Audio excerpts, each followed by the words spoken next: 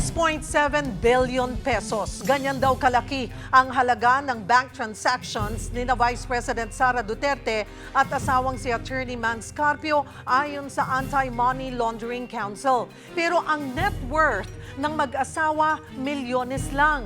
Ilan lamang ito sa mga naungkat sa pagdinig sa Kamara kahapon hinggil sa impeachment laban sa Vice Presidente. Para sa update, live na magbabalita si Mobile Journal, Amy Atienza. Amy? Cheryl, inaasahan ng isang pagdinig na lang ang gagawin ng House Committee on Justice bago magdesisyon tungkol sa impeachment complaints laban kay Vice President Sara Duterte. Sa hearing kahapon, nahalukay ang umano'y red flag bank transactions ni na VP Sara at asawa niyang si Attorney Mans Carpio na hindi tumutugma sa salin ng bise. Mula sa higit 7 million pesos noong 2007, umakyat sa 88 million pesos ang net worth ni Vice President Sara Duterte noong 2024. Base ito sa kopya ng kanyang Statement of Assets, Liabilities and Net Worth na dinala ng Ombudsman. Sakop nito ang termino ni Duterte mula noong alkalde siya ng Davao hanggang maging vice-presidente. Pero noong 2019, tumigil ang vice na ideklara ang detalye ng kanyang cash on hand at bank deposits. Kahit na 5 po, wala po siyang dineklara na cash at saka cash on hand. Wala pong nakalagay, Your Honor. Edi wow. Sa pagharap naman ng Anti-Money Laundering Council o AMLC, kinumpara nila ang red flags sa bank transactions ng bise at ng kanyang asawang si Attorney Mans Carpio na umaabot ng 6.7 billion pesos. Base sa record mula 2006 hanggang 2025, mayroong 630 covered transactions ang mag-asawa at 33 ang na-flag na suspicious. Ang covered transaction ay yung single deal na higit 500,000 piso sa loob lang ng isang banking day. Otomatiko itong nire-report ng bangko pero hindi nangangahulugang may mali sa transaksyon. Habang ang suspicious transaction ay walang minimum account. Nire-report ito ng bangko dahil sa nakitang red flag.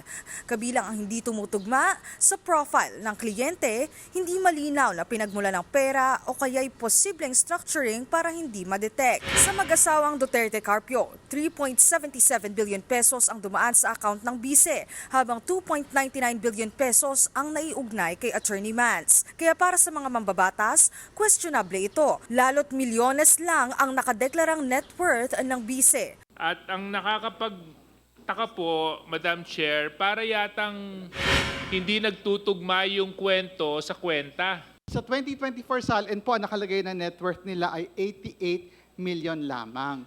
Bilyonaryo pala sila. Sabi nga po ng isang wise man from the 3rd District of Manila kanina, di wow. Ang sabi naman po ng bakla na akbayan, sila na. Giit naman ni Sagip Party List Representative Paulo Marcoleta na kaalyado ng mga Duterte, kung walang court order, hindi pwedeng ipasabina ng komite ang umano'y suspicious transactions. Kinontra naman yan ni Akbayan Representative Chal Jokno. We have to emphasize this, that the bank secrecy law itself provides, and I quote, all deposits are hereby considered as of an absolutely confidential nature, just like the AMLA law, except in cases of impeachment. Iba po yung exception sa court order sa exception in cases of impeachment. And I believe that the reason is very clear because we are here speaking of accountability of public officers. Matatanda ang noong 2012, natanggal sa pwesto si Supreme Court Chief Justice Renato Corona dahil sa hindi nadeklarang assets sa kanyang SALN.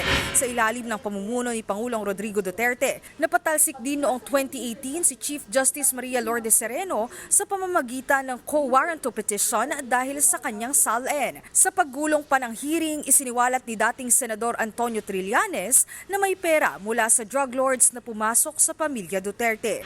Ang kopya ng summary ng mga transaksyon sa bangko na nagpapakita ng mga payout ng kilalang drug lord na si Sammy Uy, kina Sara Duterte at sa mga malalapit na miyembro ng kanyang pamilya ay kalakip dito at ginawang bahagi ng salaysay na ito bilang Annex I.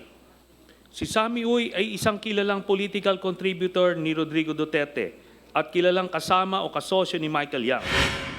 Tinatayang aabot daw ito ng 2.4 billion pesos mula 2003 hanggang 2016. Cheryl, mamaya namang alas 2:30 ng hapon ay inaasahan na ngang magsasagawa ng press conference ang kampo ni Vice President Sara Duterte para magsalita naman tungkol pa rin dito sa impeachment laban sa kanya. Cheryl. Maraming salamat, Mobile Journal, Amy Atienza.